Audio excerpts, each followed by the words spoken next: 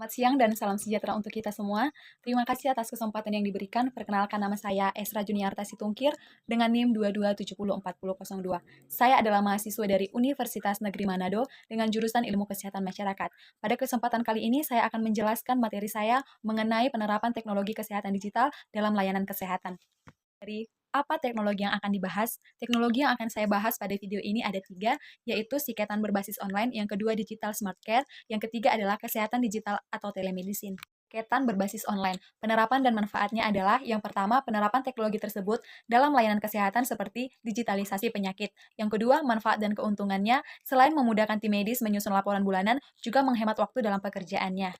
Tantangannya yaitu tantangan yang dihadapi dalam penerapannya, yang pertama kurangnya pengetahuan awal atau belum memahami sistem informasi kesehatan sehingga butuh waktu untuk mempelajarinya. Yang kedua adalah adaptasi dengan teknologi baru. Tenaga medis mungkin kesulitan beradaptasi dengan teknologi yang baru karena metode kerja yang berbeda dari kebiasaan mereka. Juga dampak terhadap pelayanan kesehatan. Dampak terhadap pelayanan kesehatan ini berupa dampak positif, seperti peningkatan efisiensi, sistem informasi terintegrasi, mempercepat pendataan pasien, rekam medis, dan laporan bulanan, sehingga tenaga medis dapat fokus pada pelayanan kesehatan pasien. Yang kedua adalah akurasi data. Sistem digital mengurangi kesalahan pencatatan, membuat laporan lebih akurat, dan laporan bulanan lebih cepat disusun. Kedua adalah digital smart care. Digital smart care ini digunakan dalam upaya penanganan stunting pada balita. Penerapannya adalah dalam layanan kesehatan seperti digunakan untuk membantu perkembangan fisik balita seperti tinggi badan, berat badan, dan status gizi secara online. Orang tua dapat menginput data melalui aplikasi. Yang kedua adalah manfaat dan keuntungannya. Manfaat dan keuntungannya bisa meningkatkan kemampuan ibu kader dalam menggunakan aplikasi untuk menurunkan stunting, menghasilkan informasi SIJAKS untuk memetakan status gizi dan memberi edukasi, serta mengurangi kesalahan data dan keterlambatan laporan.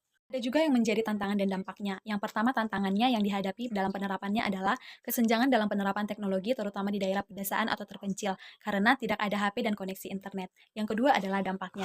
Dampaknya terhadap pelayanan kesehatan adalah dampak positif, karena memudahkan akses masyarakat, khususnya orang tua balita, untuk memperoleh informasi kesehatan terkait stunting secara cepat dan tepat. Ketiga adalah telemedicine. Penerapan teknologi ini dalam layanan kesehatan mencakup konsultasi daring, perawatan di rumah, dukungan laboratorium, pemesanan obat, dan pengaturan janji temu, sehingga meningkatkan akses layanan kesehatan, terutama di daerah terpencil. Yang kedua adalah manfaatnya. Ada dua manfaat, yaitu bagi pasien dan bagi tenaga kesehatan. Yang pertama, manfaat bagi pasien yaitu akses cepat ke informasi, konsultasi online, dan kemudahan pemesanan obat. Yang kedua adalah manfaat bagi nakes atau tenaga kesehatan, yaitu memperluas jangkauan pasien, meningkatkan efisiensi layanan, dan mempermudah pengolahan data, sehingga meningkatkan kualitas layanan kesehatan secara keseluruhan. Yang menjadi tantangan dan dampaknya yaitu yang menjadi tantangannya yang pertama, keterbatasan akses. Karena tidak semua masyarakat memiliki perangkat atau koneksi internet yang memadai, sehingga menghambat penggunaan aplikasi kesehatan digital. Yang kedua adalah kepercayaan pengguna. Keraguan tentang efektivitas dan keamanan aplikasi masih ada, sehingga membangun kepercayaan menjadi tantangan. Yang ketiga adalah